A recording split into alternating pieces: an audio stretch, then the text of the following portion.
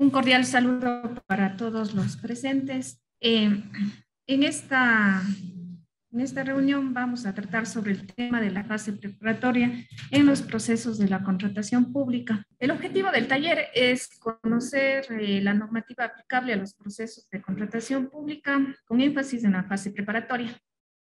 También definir qué es la fase preparatoria, enumerar los documentos que se deben generar en esta fase y el contenido de cada uno de ellos. Y por último tenemos de resolver las consultas generadas por los asistentes al taller. Esto se lo hará luego de las presentaciones del caso. A continuación, la compañera Jessica Cobos nos va a ayudar con el tema de la normativa. Buenos días con todas las personas presentes. Respecto a la normativa que rige el tema de compras públicas en nuestro país, tenemos la forma en la que voy a enumerar es de una forma jerárquica, quiero decir, qué norma prima sobre la otra. Primeramente tenemos a la Ley Orgánica del Sistema Nacional de Contratación Pública. En segundo lugar tenemos el Reglamento General a la Ley Orgánica del Sistema Nacional de Contratación Pública. Luego la codificación de resoluciones emitidas por el CERCOP. Y por último, las normas de control interno para las entidades y organismos del sector público y personas jurídicas de derecho privado que dispongan de recursos públicos.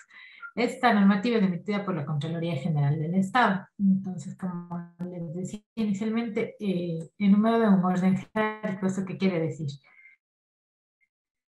Que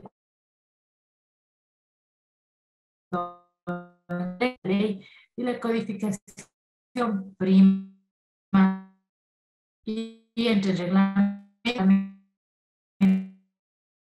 siempre vamos a aplicar la ley porque es una ley orgánica que conforme la pirámide orgánica está por encima de reglamentos, codificaciones o normas que son emitidas por entes que la Constitución y la ley les dan capacidad regulatoria, pero no capacidad legislativa, que solo la tiene conforme la Constitución la Asamblea Nacional del Ecuador. Entonces, ese punto de vista y aclaración sobre respecto a la normativa. Continuamos con las compañeras, tanto la arquitecta como la ingeniera.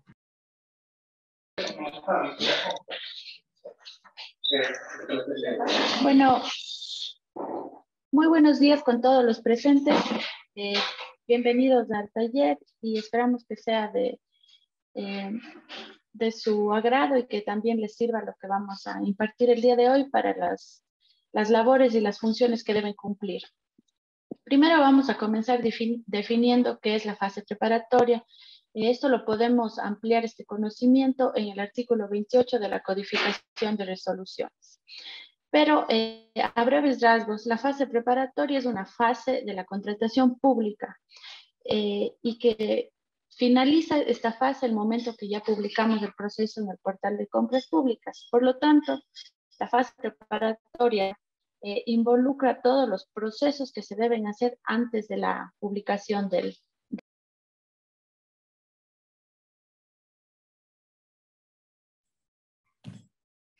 Ya, en la fase preparatoria del artículo 1 al 8 y desde el 28 de la codificación de resoluciones, nos da una serie de lineamientos para ir considerando durante esta fase. Si bien es cierto, el tema de las necesidades, su priorización, su socialización, se la hace el año anterior a la ejecución de los procesos de contratación, con la elaboración y publicación del POA y PAC, en este caso para el 2022. Este es una especie de un flujo que hemos elaborado para una mejor comprensión de lo que es esta fase. Una vez que tenemos la necesidad en el PAC, debemos hacer un informe de requerimiento. A su vez, solicitamos una emisión de la certificación presupuestaria. De ahí, la máxima autoridad realiza la autorización para iniciar este proceso. Y ahí, dependiendo de si son bienes, servicios u obras debemos elaborar. En el caso de bienes y servicios, el estudio de mercado para definir el presupuesto referencial.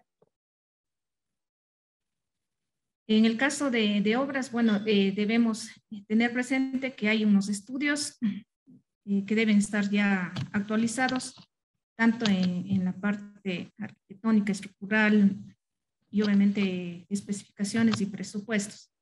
Para de aquí poder ya armar el tema de los pliegos. Y como es esta la fase previo a la publicación, debemos también publicar todos los formularios para el proceso que se va a hacer de la contratación, junto con la resolución de aprobación de inicio antes de la publicación. En todo este proceso puede darse que por diversas situaciones tengamos que reformar el POA o el PAC, debido tal vez a que en el estudio de mercado tenemos unos precios referenciales un poco mayores a lo que está establecido en el PAC, o tal vez por el tema de un estudio ya más definido, el código CPC puede cambiarnos. Entonces, en ese proceso, si tenemos que hacer una reforma, debemos hacerlo previo a iniciar ya con la elaboración de los pliegos. En lo que va de la presentación se va a ir aclarando cada uno de estos temas.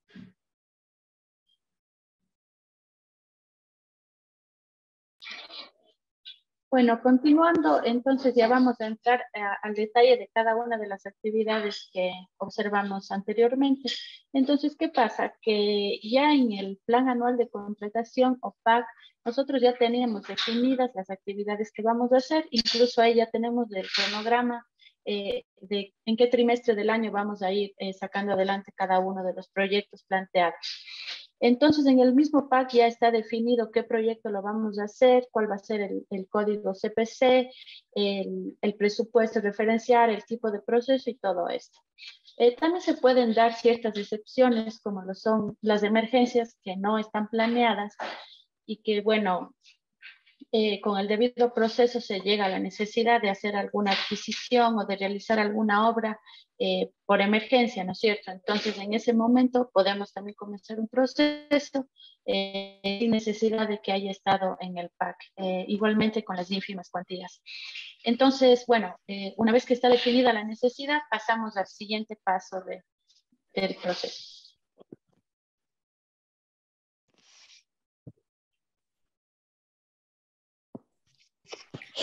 La certificación presupuestaria está establecido en el artículo 4 de la codificación de resoluciones.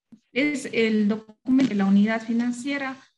En este caso, comúnmente la o el secretario del GAT parroquial certifica la existencia de los fondos necesarios para el proceso que vamos a iniciar. El monto disponible debe tener coherencia con el estudio de mercado y debe estar basado en el PAC. De no ser así, como se indicó anteriormente, deberíamos hacer la reforma del PAC para luego emitir esta certificación presupuestaria.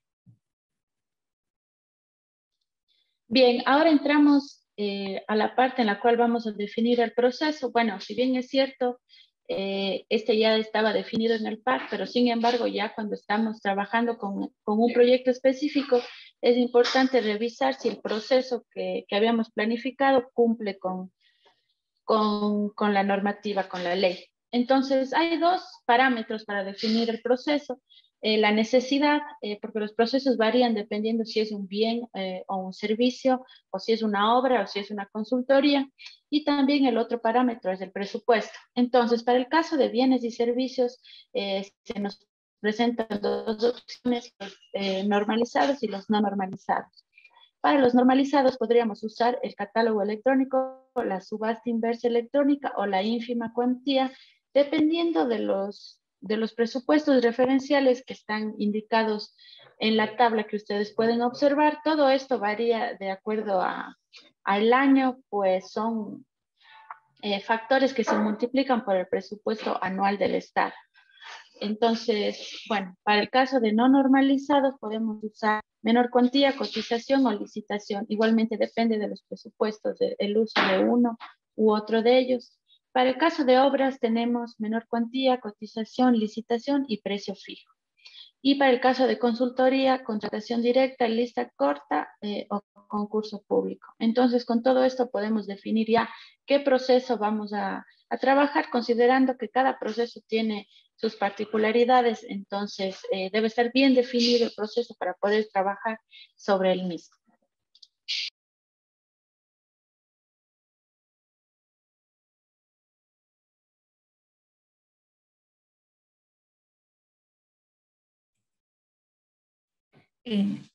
Lo que vimos en la tablita anterior eran los montos definidos para los procesos del régimen común, pero también hay procesos de régimen especial y los procedimientos especiales.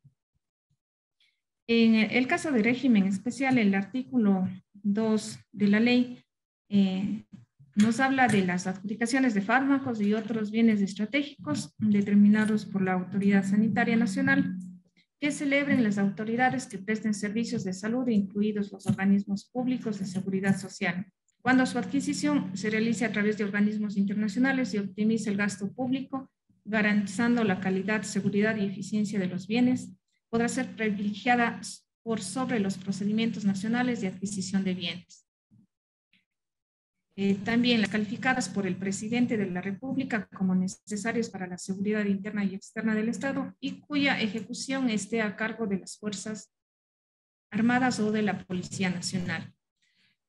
Aquellos cuyo objeto sea la ejecución de actividades de comunicación social destinadas a la información de las acciones del Gobierno Nacional o de las entidades contratantes. Las que tengan por objeto la prestación de servicios de asesoría y patrocinio en materia jurídica requeridas por el Gobierno Nacional o las entidades contratantes. También aquellas cuyo objeto sea la ejecución de una obra artística, literaria o científica. Las de adquisición de repuestos o accesorios que se requiera para el mantenimiento de equipos y maquinaria a cargo de las entidades contratantes, siempre que los mismos no se encuentren incluidos en el catálogo electrónico del portal de compras públicas. Los de transporte de correo internacional o de los transportes internos de correo que se regirán por los convenios internacionales o las disposiciones legales y reglamentarias dictadas para el efecto según corresponda. Los que celebren el Estado con entidades del sector público, estas entre sí, o aquellas con empresas públicas o empresas cuyo capital suscrito pertenezca por lo menos en el 50% de entidades de derecho público o sus subsidiarias y las empresas entre sí. Incluso asignado el proyecto. No sé si alguien me puede dar deben estar cancelando. solo ajustando alguna cosa. Llegan dentro con militares, alguna vez les cogen a los dos. Son dos, verás. El presidente de ella es un Ángel Naura.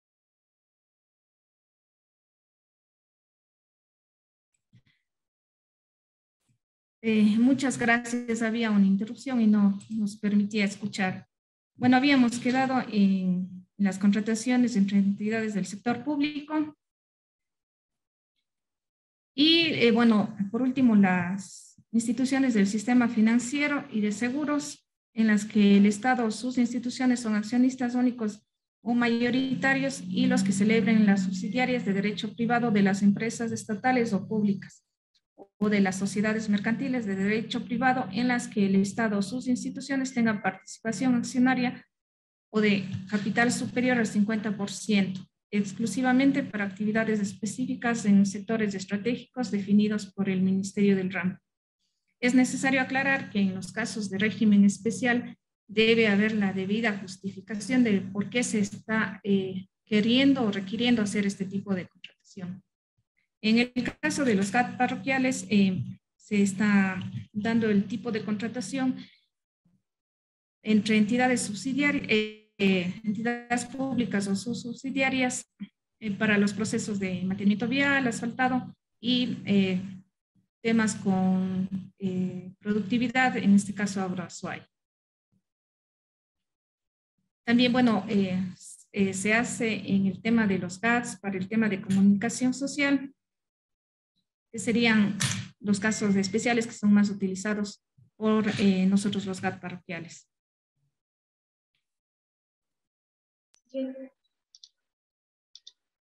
Ya, por otro lado, también tenemos algunos procedimientos especiales que están definidos en los artículos del 53 al 59 de la ley. Aquí les voy a mencionar cuáles son estos procedimientos especiales. La contratación integral por precio fijo, las contrataciones en situaciones de emergencia, adquisición de bienes inmuebles, arrendamiento de bienes inmuebles y ferias inclusivas. Todos estos conceptos los pueden ampliar en los artículos que les he mencionado.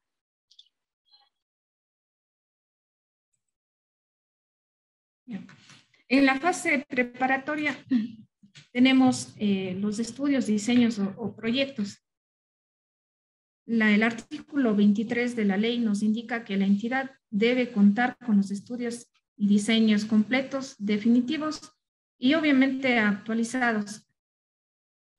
También debemos contar con los planos, cálculos, especificaciones técnicas debidamente aprobadas por las instancias correspondientes y que estén vinculados al plan anual de contratación de la entidad. Esto para el caso de obras. En el caso de bienes y servicios también deben estar los estudios y presupuestos para realizar dicha adquisición.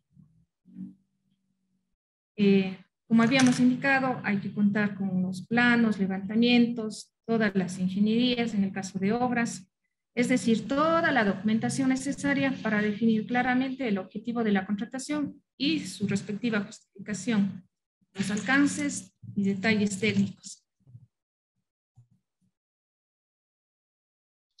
Bien, por otro lado, las especificaciones técnicas, podemos basarnos en los artículos del 105 al 108 de la codificación de resoluciones, en donde nos indica que en las especificaciones técnicas se deben incluir todos los rubros requeridos.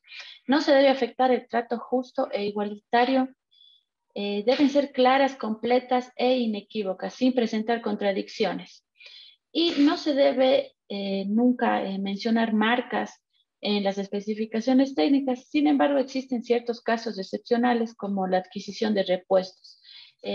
Todo esto, si es que se llega a mencionar, debe estar bien justificado.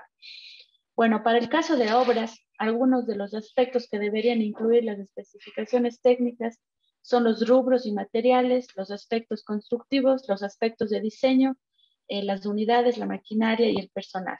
Y todo lo que sea relevante para dejar bien definidas las características técnicas de la obra que necesitamos contratar. Y para el caso de bienes o servicios, podemos incluir en las especificaciones técnicas requisitos funcionales o tecnológicos, la calidad, la capacidad, el rendimiento y las propiedades de uso y empleo. Y de la misma manera, cualquier otra información que sea necesaria para que quede muy bien definida los bienes o servicios que vamos a adquirir o contratar.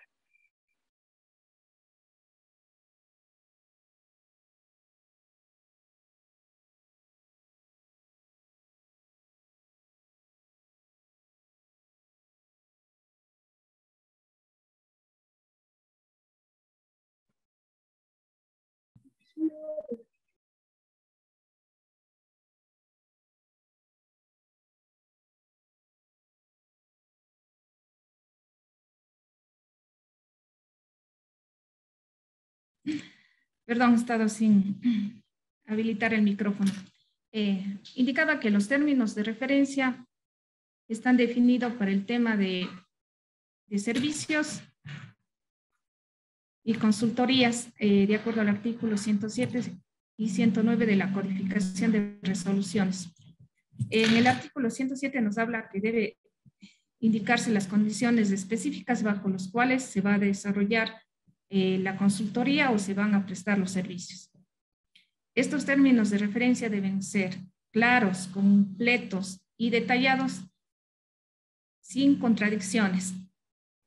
Deben incluir obligatoriamente los siguientes aspectos: los antecedentes, los objetivos, el alcance, la metodología de trabajo, la información que dispone la entidad. Puede tener diagnósticos, estadísticas, etcétera.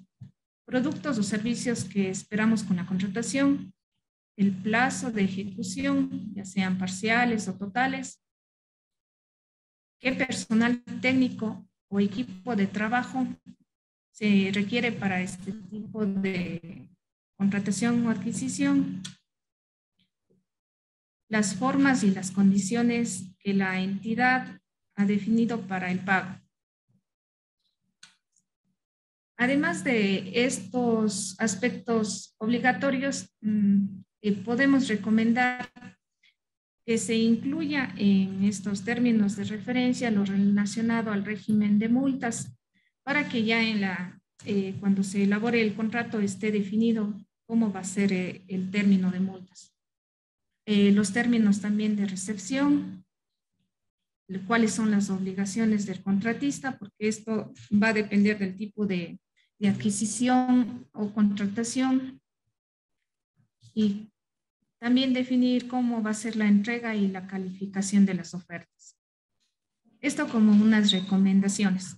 Lo obligatorio es lo que ya se indicó anteriormente.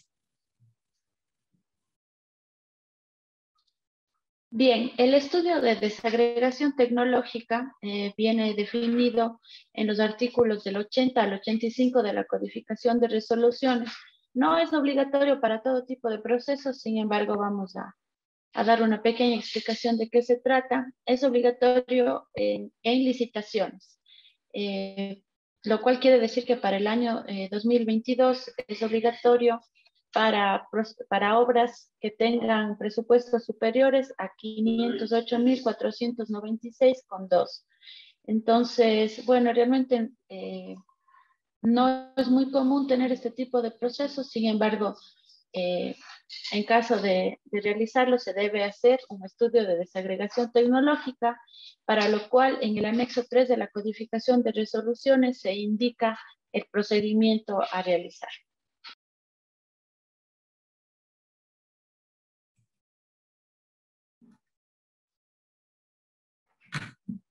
¿Cómo elaborar el estudio de mercado?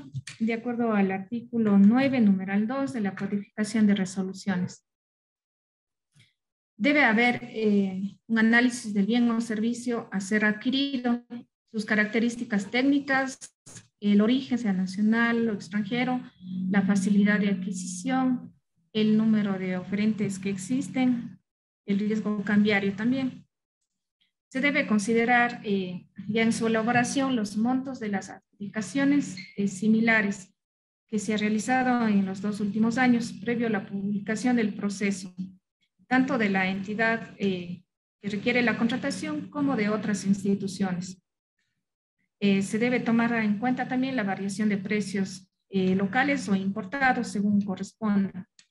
De ser necesario, hay que traer los montos que se ha obtenido de estas contrataciones a valores presentes, considerando la inflación nacional o internacional. Es decir, que debemos realizar el análisis a precios actuales. Esto ya se va a explicar más adelante también con una de las facilidades que nos ha puesto el SCOP en su página web. Y por último, siempre que sea posible, se exhorta a las entidades contratantes que cuenten con al menos 3 proformas de los bienes o servicios de los cuales estamos elaborando el estudio de mercado. Esto para tener mayor datos para el análisis del presupuesto referencial.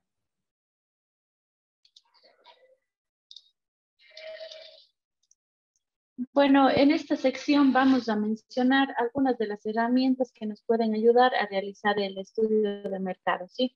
Entonces, les vamos a mostrar unas páginas web donde ustedes pueden descargarse estas herramientas o usarlas directamente en línea. Entonces, lo primero es en el link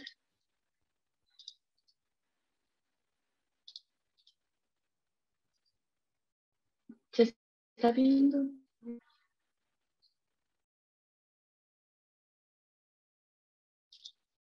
Bueno, en este link ustedes pueden observar mucha información referente al valor agregatorio, que con esto podemos determinar el origen de los productos, bienes o servicios, si son nacionales o internacionales. Entonces, uno de las herramientas es el listado del CPC con sus umbrales de BAE, ¿ya? Que este es un documento de Excel que ya les voy a mostrar cómo es.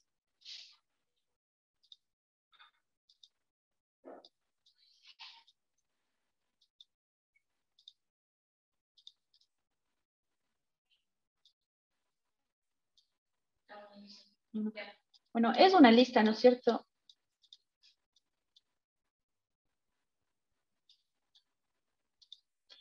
Es una lista de todos los productos que se podrían adquirir con sus respectivos CPCs en esta columna y con los umbrales del BAE en la otra columna. Entonces, lo único que se debe hacer es buscar por el nombre, o si a lo mejor ya tenemos el CPC, y con eso podemos ya determinar el origen de los productos.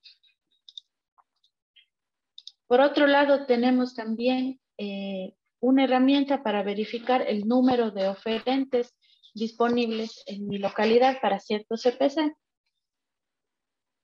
Entonces les voy a compartir el link de esta página, está también en la presentación.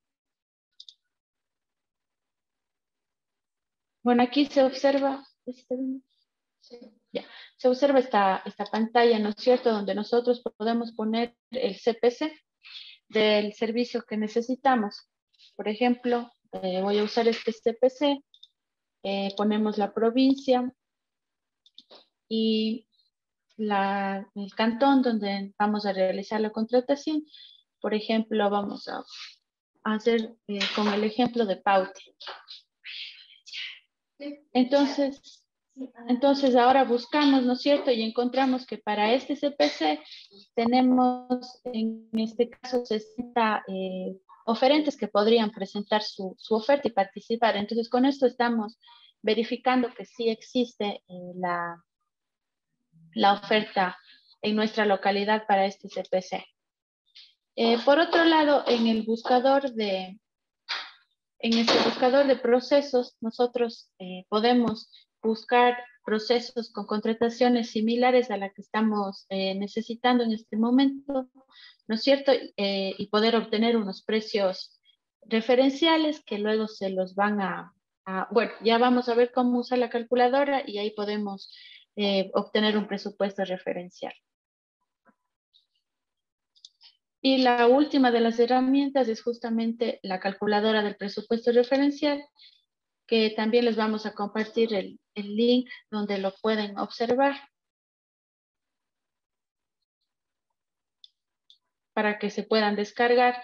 Esta calculadora, como está contemplando la inflación actual, está en todo momento actualizándose, es por ello que debemos estar descargando periódicamente para no usar quizá una calculadora que ya no esté actualizada. Ya, entonces le damos clic aquí y nos podemos descargar, que es un archivo también de Excel.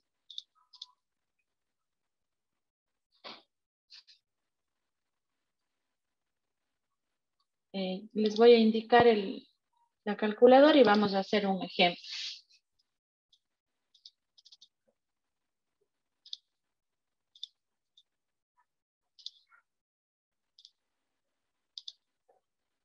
¿Se está viendo la calculadora? Sí.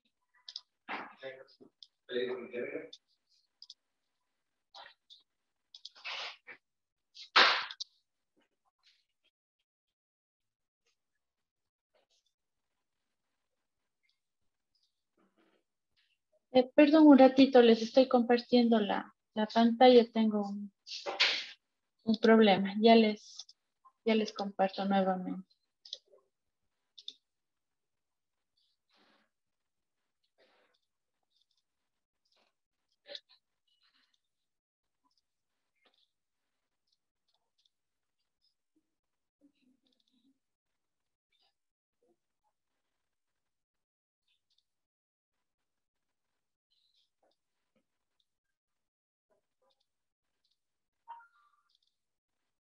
Ya, ahí no sé si se está viendo la calculadora. Sí, ya.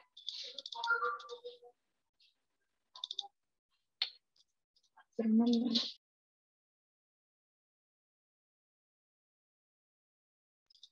Listo, entonces vamos a suponer que ya tenemos la información de procesos que se han dado antes con el mismo servicio o bien o servicio que vamos a contratar ahora, ¿no es cierto? Entonces, si yo encontré, debo marcar aquí el año en el cual se realizó la compra, la adquisición. Por ejemplo, vamos a suponer que fue en el 2021, en abril. Vale aclarar que solo se pueden contemplar de 2 años anteriores. No podemos coger procesos de hace más de 2 años, ¿ya? Entonces tenemos ya la inflación y ahora ponemos el precio que encontramos en el proceso, supongamos $20. Entonces la calculadora, ya considerando la inflación, me va a dar un precio actual. Entonces recomendamos realizar esto por lo menos con unos 3 procesos anteriores, para lo cual en todos los procesos vamos a ir marcando la fecha en la cual se realizó, nos va a indicar la calculadora de la inflación y vamos a colocar el precio. ¿Ya? Y pongamos acá otro ejemplo.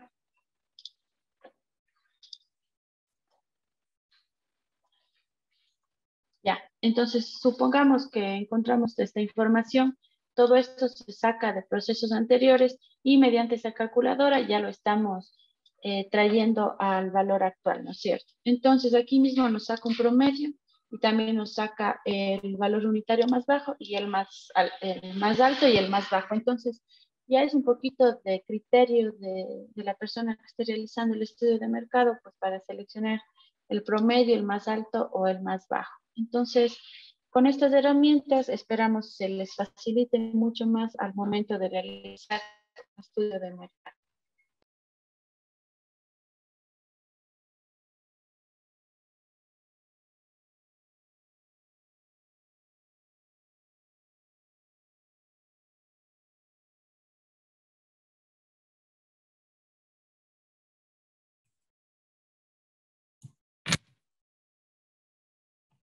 En la siguiente.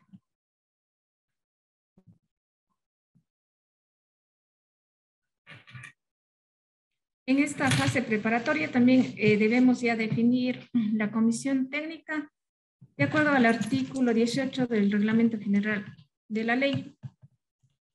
Esta comisión técnica serán para los procesos de consultoría, lista corta o concurso público, subasta inversa electrónica, cuando el coeficiente es superior al 0,502, que para el año 2022 son 67.799,47.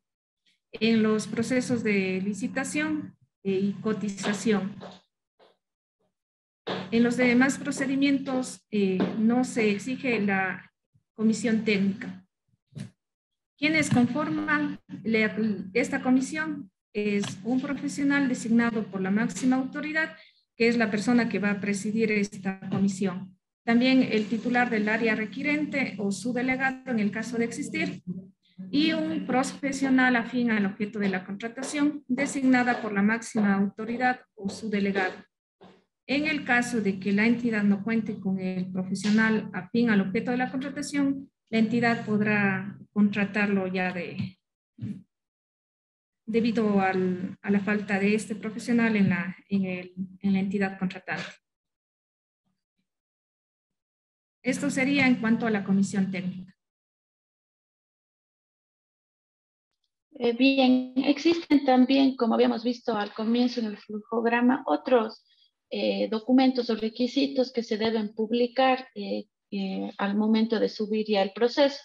Unos de ellos son los formularios actualizados que dependen del tipo de contratación. ¿Ya? Estos se pueden descargar asimismo de la página del CERCOP, entonces ya les vamos a indicar dónde y también compartir un link para realizar esta recopilación, digamos, de los formularios que ustedes deben siempre publicarlos para que los oferentes puedan hacer uso de los mismos. Por otro lado, también se debe generar el pliego que para esto se usa el aplicativo del módulo facilitador de compras públicas, que también antes se llamaba USHAI.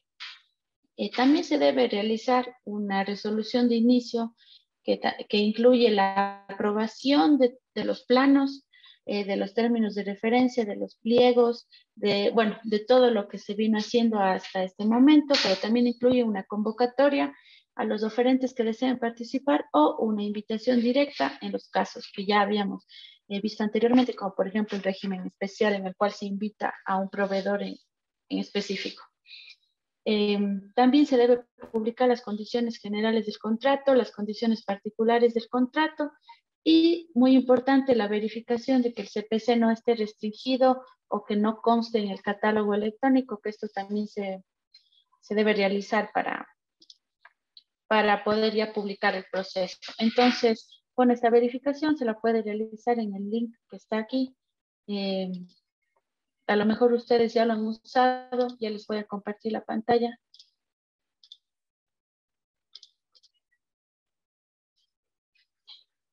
¿Les está viendo la pantalla? Ya, entonces aquí se puede observar, ¿no es cierto?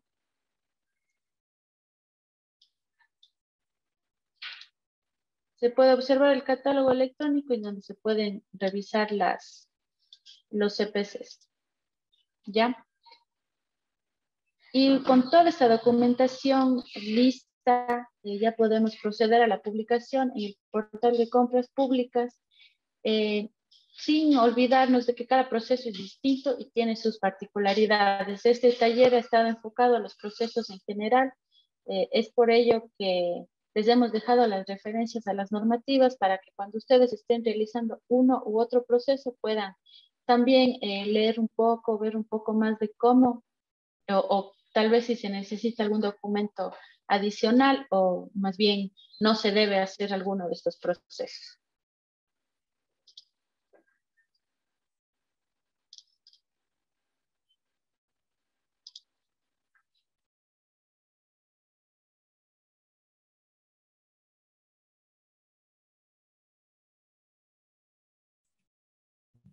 Como herramientas adicionales, les tenemos aquí unos links para ir directamente ya a lo que es modelos de pliegos, en donde va a estar por cada uno de los procedimientos de contratación para que ustedes los puedan descargar y hacerlos uso para la elaboración de los mismos.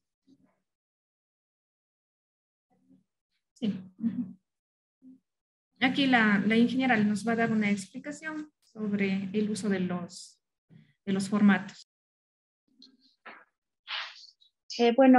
Como pudieron observar, se ingresa mediante el link a estos modelos de pliegos, en donde dependiendo del proceso que vamos a realizar, ¿no es cierto?, podemos ingresar, por ejemplo, para bienes y servicios, si quisiéramos hacer una menor cuantía. Entonces aquí tenemos todos los documentos que nos van a servir. Aquí están los formularios específicos para este procedimiento que nos podemos descargar en PDF o en Word. Nos descargamos y así como están los tendríamos que publicar para que son de uso de los oferentes. ¿Ya? Entonces aquí lo pueden encontrar para todo tipo de procesos.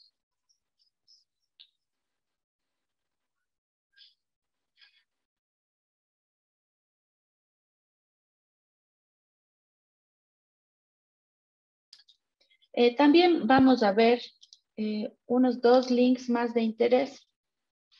El uno es para poder descargar el módulo facilitador de la contratación pública, que como les dije antes se conocía como USHAI, entonces de aquí lo pueden descargar e instalar justamente para la realización de los pliegos. Y para cualquier información adicional que ustedes requieran, aquí tienen la página justamente del CERCOP, donde ustedes pueden encontrar algunos recursos interesantes, además de los que ya hemos mencionado. Por ejemplo, desde aquí se puede ingresar al SOCE. También desde aquí en el SOCE podríamos guiarnos tal vez en procedimientos similares al que queremos realizar para tener una idea de lo que debemos hacer. Hay otras otras herramientas. Por ejemplo, tenemos por acá la biblioteca con normativas, con recursos que también nos pueden servir. Entonces, les vamos a compartir también este link para que ustedes lo puedan usar en caso de que lo necesiten. Y finalmente, también no olvidarnos del aplicativo Firma S, que sirve tanto para firmar los documentos como para verificar firmas de sus oferentes.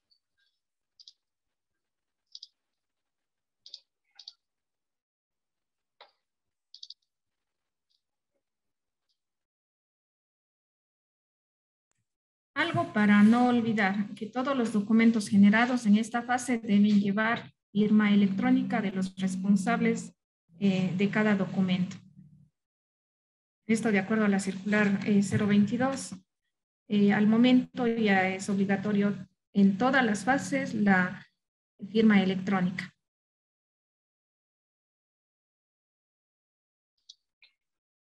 Y finalmente vamos a tener este espacio para responder las preguntas que nos habían hecho por el chat. Y también en caso de que tengan nuevas preguntas. Buenos días nuevamente con todos los presentes. La metodología que vamos a usar es: primero vamos a resolver las preguntas que están constantes en el chat y posterior, por favor, las personas que tengan inquietudes que vayan levantando su manito virtual aquí en el chat para, en orden cronológica de cómo van alzando, ir poder solventando cada una de las preguntas de inquietudes que ustedes tengan al respecto.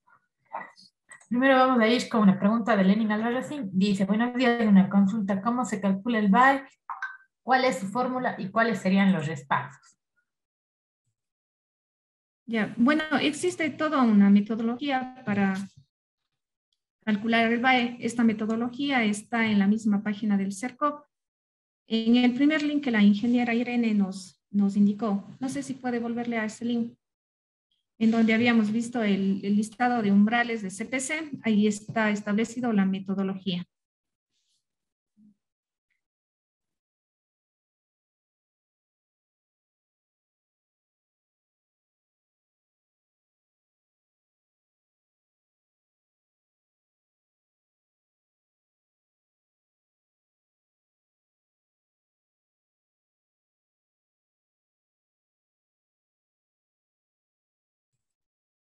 Ya, en esta sección de la página del CERCOP está la metodología para poder ir haciendo en el caso de que sea necesario. Ya el VAE en realidad lo tiene definido el mismo CERCOP. Lo que nosotros hacemos es, al momento que seleccionamos el CPC, nos viene ya por default, como se dice, el valor VAE del producto. Podemos pasar a la siguiente consulta, Doc. Gracias. Y Arqui, justamente estaba compartiéndoles la metodología que tiene el CERCOP, por si acaso alguien quiere saber ya más detalladamente y quiere aplicarlo ellos también ya en la vida práctica. La siguiente pregunta es igual de Lenin Albarracín. Señala: una consulta: ¿cuáles son los documentos adicionales que se tienen que preparar para subir un proceso de subasta inversa adicional al estudio de mercado y a los términos de referencia?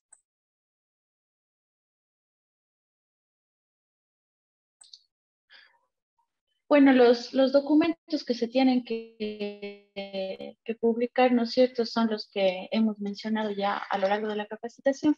Sin embargo, en la subasta inversa, ya con los términos de referencia y con las especificaciones técnicas que sobre todo sirven para definir qué es lo que se va a adquirir, eso. Y otra particularidad en la subasta inversa sería también los formularios propios de este proceso, que están justamente, ya les busco, aquí, en los modelos de pliegos, ¿no es cierto? Entonces,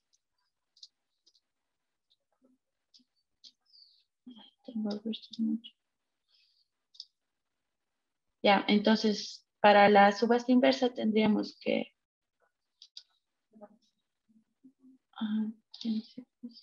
aquí en la subasta inversa. Entonces aquí están los formularios que también se deben subir, como son el de compromiso de asociación o consorcio, el formulario de la oferta, las condiciones generales del contrato, las particulares también, todo eso se debería publicar cuando se hace ya el proceso, a más de lo que hemos mencionado, que estaba incluso al inicio en el flujograma. Ya les voy a compartir.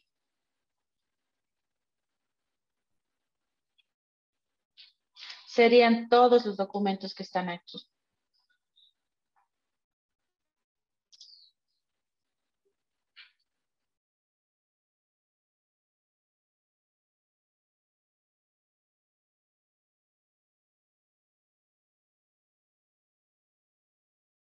Ya, pasemos a la siguiente pregunta, doctora, por favor. Claro. La siguiente es de Alba Castro, delegada de Cuchillo, y la pregunta es, buenos días, ¿podría repetir el tema de la inflación? Ya, claro, con mucho gusto. La inflación es o se refiere a la variación de precios que vamos a tener debido al paso del tiempo, ¿no? Que las cosas ya no cuestan pues lo mismo que hace algunos años. Entonces, como nuestro estudio de mercado se tiene que basar una parte del estudio en procesos anteriores, es importante que estos valores que se usaron alguna vez, aunque sea lo mismo que se va a adquirir, pues han cambiado debido a la inflación. Entonces, para ello tenemos que considerar esa variación mediante un cálculo. Este cálculo se lo debe realizar en eh, la calculadora justamente la calculadora que nos brinda el CERCOP, que se pueden descargar de este link y que ya voy a compartir la pantalla para poder ver más o menos cómo se usa. Entonces, como les decía, nosotros vamos a encontrar en años, en meses anteriores, ¿no es cierto? Vamos a encontrar el mismo bien o el mismo servicio que queremos adquirir ahora, en el mejor de los casos. A veces se da también el caso de que no se han realizado compras similares, entonces no podemos hacer este proceso. Pero en el caso de que sí encontremos, tenemos que indicar en esta calculadora el año. Les repito, tienen que ser procesos de máximo 2 años antes.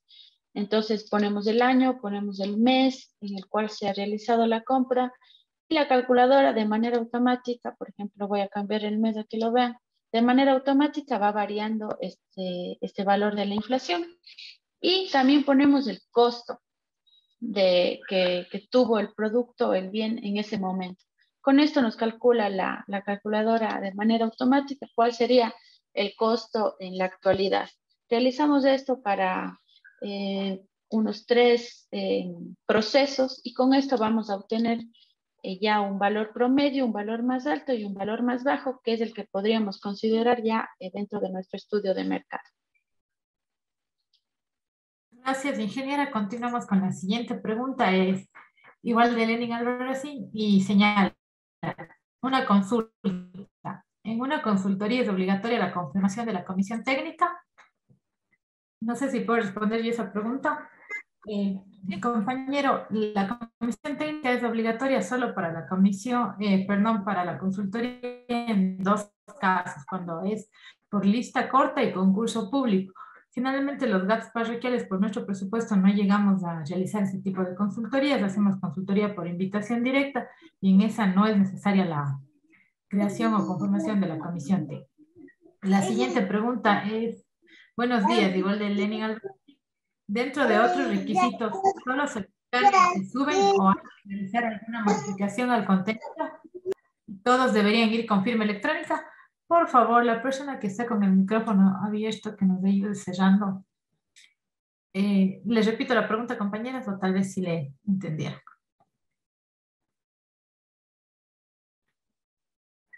Doc, ¿le puede repetir porque no se escuchó claramente? Claro, con gusto. Buenos días. Dentro de los otros requisitos, ¿solo se descarga y se suben o hay que realizar alguna modificación al contenido y todos deberían ir con firma electrónica? Entiendo que esto hace referencia a los formularios y a las cláusulas, tanto de los modelos de pliegos y todas las demás cuestiones de las condiciones generales de particulares. Claro, Doc, estos documentos no tienen que ir con firma electrónica porque son formatos del CERCOP, tanto como los formatos actualizados para la presentación de las ofertas en cualquiera de los tipos de contratación. Es una parte más de la pregunta, señala si se tiene que hacer alguna modificación o si se le sube conforme se descarga. Lo que son los formatos, eso van tal cual. Obviamente, las condiciones generales, tanto de los pliegos como del contrato, eso no podemos modificar. Lo que va a modificarse y que eso, dependiendo del proceso, ya constan en los pliegos que son generados por el USHAI. O bueno, el ex USHAI, ahora módulo facilitador de la contratación. Muchas gracias, arquitecta. Continuamos. Tenemos una pregunta de Magali Chamba de GAT Parroquial de Sinicay. La pregunta es: buenos días. En un proceso de subasta, cuando el oferente no importa, tampoco compra productos importados, ¿cuál sería el VAE subido al sistema? Y además también pregunta: ¿y quién verifica el VAE? ¿La entidad contratante o el CERCOP para la adjudicación?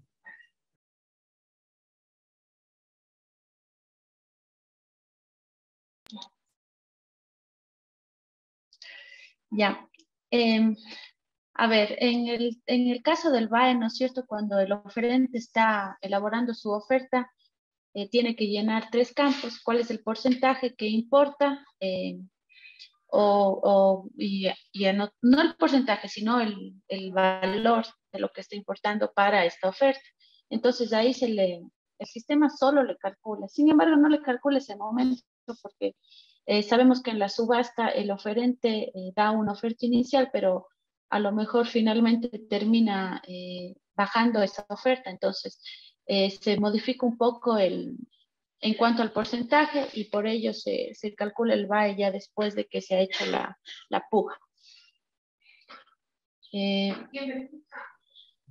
Muchas gracias, ingeniera. Preguntaba también: ¿quién verifica el VAE? ¿La entidad contratante o el CERCOP para la adjudicación? El CERCOP es quien hace la verificación en este caso, si es que estamos diciendo, ¿no es cierto?, que somos productores, entonces tendría que verificar la existencia de esa línea de producción. Muchas gracias, ingeniera. Hemos acabado con las preguntas del chat.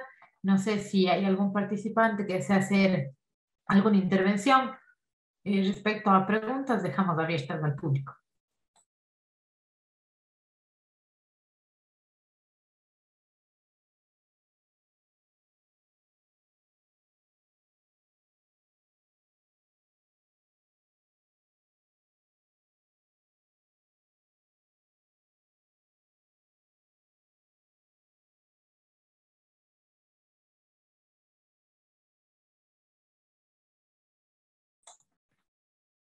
Ya parece que no hay más preguntas. Agradecemos a todos los compañeros y compañeras participantes por su participación, por la atención brindada al espacio. En el chat, nuestra compañera, la ingeniera Irene Orsóniñez, les ha compartido la legislación vigente al día de hoy en el tema de contratación pública para que se lo puedan descargar y poner en práctica en sus diferentes instituciones. También les hemos compartido el manual para la metodología de la declaración del VAE, y también está siendo grabada la capacitación. La subiremos debidamente ya en la página de CONAGOP Hoy. Agradecemos a todos su participación y que tengan un buen día. Gracias por la atención.